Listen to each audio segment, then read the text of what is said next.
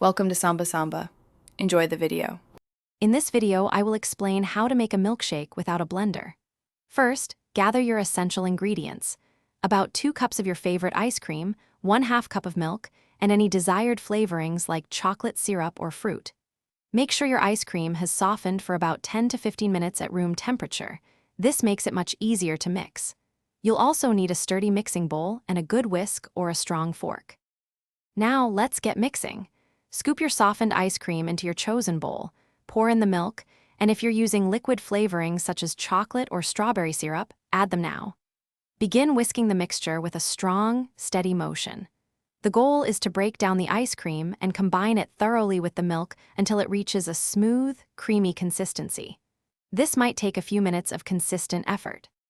If you want to add solid flavorings like fresh fruit, cookie pieces, or candy, do so after your base is already smooth.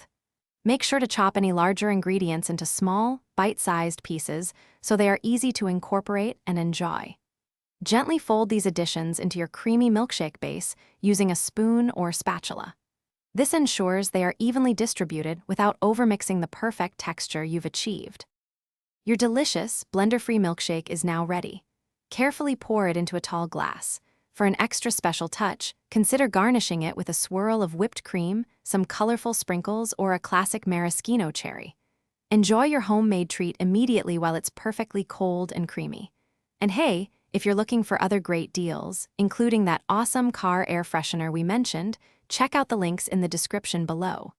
Thanks for watching. Thanks for watching. Consider subscribing if we helped you.